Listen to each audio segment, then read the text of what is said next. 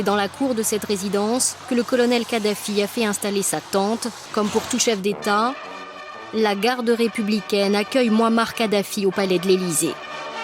L'ancienne bête noire des Occidentaux, commanditaire d'actes terroristes, a désormais droit aux honneurs de la République.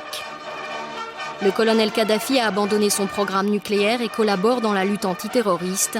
C'est à cet homme-là que le président français serre la main. En 2007, dans les JT, on diffuse une scène surréaliste. Mouammar Kadhafi, dictateur libyen depuis 38 ans, est accueilli en grande pompe à Paris. Kadhafi derrière des dizaines d'attentats, dont celui du DC-10 du TA, 170 morts.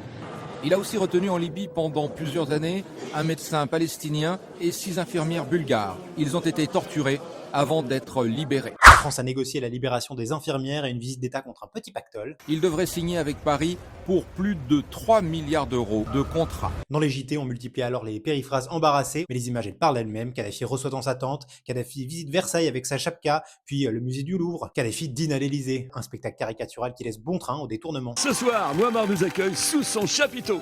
Merci Mouammar, il est génial hein, Mouammar, il est venu avec ses chameaux. Enfin le clou du spectacle, une personne de petite taille qui est capable de transformer la Déclaration des droits de l'homme en avion Rafale. À l'époque, on ne comprend pas pourquoi Sarkozy déroule un tel tapis rouge. Au nom de quoi j'aurais pas dû le recevoir, alors même que tant sont allés en Libye, au moment où les infirmières étaient en prison. Pour le reste, il a sa personnalité, son tempérament.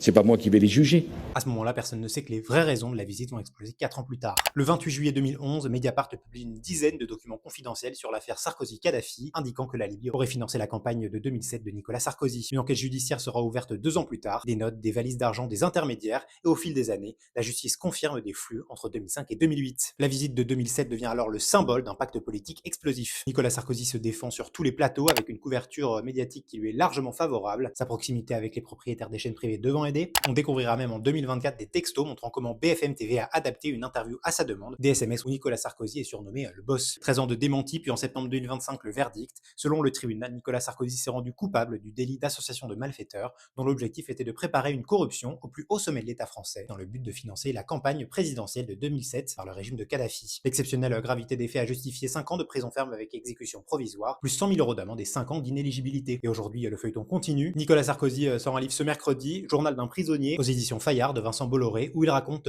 ses 3 semaines à la santé. Il dénonce une humiliation politique, fustige les juges et rompt officiellement avec le cordon sanitaire en tendant la main au RN pour un large rassemblement. C'est le problème avec la prison, hein. Certains détenus s'y radicalisent. Chaque jour jusqu'à Noël, on remonte les 25 années qui ont façonné les médias français d'aujourd'hui. En commentaire, dites-moi si vous vous souvenez et n'hésitez pas à vous abonner pour ne rien rater de la suite de ce calendrier de l'Avent médiatique.